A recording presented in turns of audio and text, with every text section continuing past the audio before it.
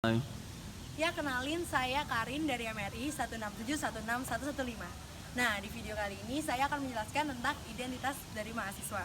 Nah, identitas mahasiswa itu bisa diidentifikasikan menggunakan tools POPOP. Yang pertama adalah posisi dari mahasiswa. Nah, posisi dari mahasiswa itu merupakan bagian dari masyarakat yang diberi kesempatan lebih untuk mengenyam pendidikan yang lebih tinggi.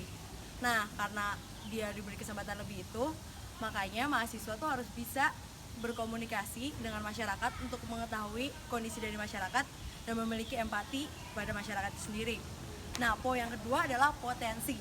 Nah, potensi itu adalah kemampuan dari seseorang yang belum dimaksimalkan. Nah, gimana cara kita untuk tahu potensi dari diri kita adalah dengan tools bernama SWOT. Nah, itu tuh adalah strength, weakness, opportunity, dan threat. Nah, untuk strength dan weakness berasal dari diri kita sendiri. Nah, strength itu adalah yang membangun dan weakness adalah yang menghambat. Untuk opportunity dan threat itu berasal dari luar diri kita. Untuk opportunity adalah yang mendukung dan threat adalah yang menghambat. Nah, untuk potensi itu sendiri ada 3 jenis yang berasal dari kita, yaitu hard skill yang berhubungan dengan IQ dan soft skill yang berhubungan dengan EQ, dan yang berasal dari luar diri kita adalah fasilitas yang membantu diri kita untuk melakukan sesuatu. Nah, yang ketiga adalah peran. Nah, peran itu adalah hal yang akan dilakukan seseorang jika ia udah mengetahui posisi dan potensi yang ia miliki. Nah, untuk peran dari mahasiswa itu sendiri, yang pertama, ia tuh harus memiliki kesadaran untuk menjadi pelopor suatu pergerakan. Dan yang kedua, ia tuh memiliki tanggung jawab untuk kembali kepada masyarakat dan mengabdi kepada masyarakat.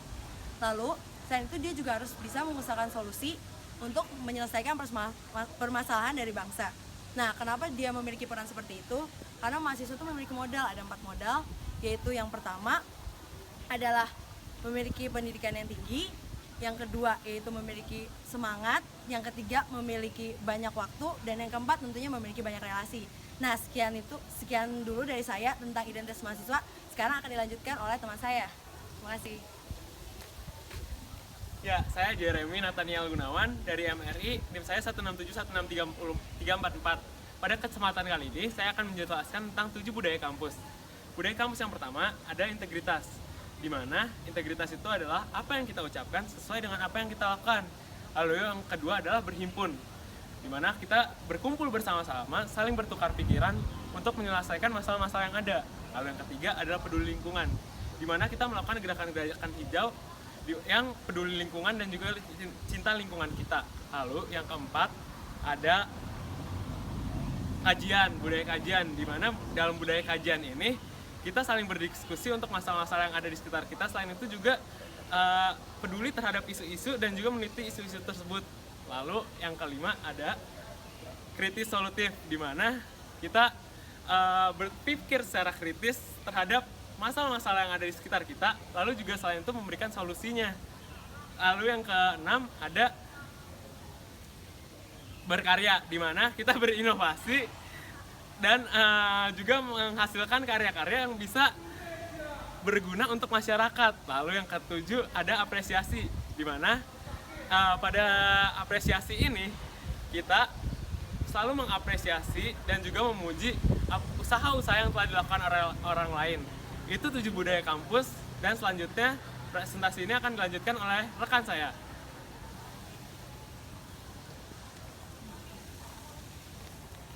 Perkenalkan, Creighton Sitorus, TI 16716-201. Jadi, setelah tadi kita mendengarkan penjelasan tentang 7 budaya kampus, kita akan mendengarkan penjelasan tentang falsafah perguruan tinggi. Sebenarnya apa sih perguruan tinggi itu? Menurut Muhammad Hatta, perguruan tinggi memiliki 3 tugas, yaitu membentuk manusia susila dan demokrat yang memiliki keinsafan atas kesejahteraan masyarakat. Lalu yang kedua, cakap dan mandiri dalam mengembangkan dan menyebarkan, memelihara ilmu pengetahuan. Dan yang terakhir adalah mampu memangku jabatan di dalam masyarakat. Nah, kalau dari pemerintah sendiri, ada yang namanya Tridharma perguruan tinggi. Ada 3 dharma yang harus dibaktikan oleh perguruan tinggi. Yang pertama adalah pendidikan, yang kedua adalah penelitian, dan yang ketiga adalah pengabdian masyarakat. Dari Tridharma perguruan tinggi ini, kita belajar mengapa kita perlu melakukan pergerakan, karena kita harus kembali ke masyarakat. Kemudian presentasi ini akan dilanjutkan oleh teman saya. Baik. Halo, nama saya Asila Fitri Malik, MRI 16716175. Nah, hari ini saya akan menjelaskan mengenai HMJ. Apa itu HMJ? HMJ adalah keorganisasian mahasiswa kemahasiswaan di tingkat jurusan yang memiliki kesamaan dalam keprofesian. Nah, selain itu HMJ itu di ITB ini udah diisahin sama setiap program studinya. Jadi keberjalanannya itu udah selaras. Nah, tiap HMJ ini juga mengirimkan perwakilannya di KM ITB yang disebut sebagai senator. Selain itu apa sih tujuan senator itu? Senator itu tuh sebagai penghubung antara si KM ITB sama HMJ-nya. Dan juga senator itu mewadahi segala aspirasi dari anggota-anggota HMJ-nya untuk disampaikan di KM ITB. Nah, selain itu juga HMJ itu memiliki kebudayaan masing-masing yang berbeda tergantung dengan kebiasaannya. Selain itu juga HMJ itu memiliki logo dan kegiatan yang sesuai dengan visi misi dari himpunan itu sendiri. Nah, setiap HMJ itu juga memiliki peran di kampus ini.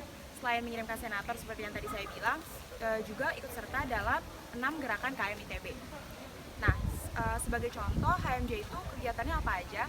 Selain ikut keorganisasian kemahasiswaan, HMJ pun juga memiliki kegiatan-kegiatan seperti Pengmas dan juga kegiatan-kegiatan kampus lainnya yang sesuai dengan visi misi dari HMJ tersebut. Nah, itu dia pembahasan mengenai HMJ. Selanjutnya akan dilanjutkan oleh rekan saya. Baiklah, perkenalkan, nama saya Erlangga Banyu Putra dari Teknik Industri, NIM 167162443. Nah, setelah teman-teman saya jelaskan tadi materi-materinya, saya akan menjelaskan apa sih OSKM ITB 2017 itu. OSKM atau Orientasi Studi Keluarga Mahasiswa ITB adalah tempat di mana sebagai wadah kolaborasi semua elemen KM ITB, mulai dari unit, masa kampus, dan juga HMJ. Nah, selain itu, OSKM ini adalah wadah pengenalan ITB kepada mahasiswa-mahasiswa baru. Nah, selain itu, apa sih tujuan dari OSKM ITB ini?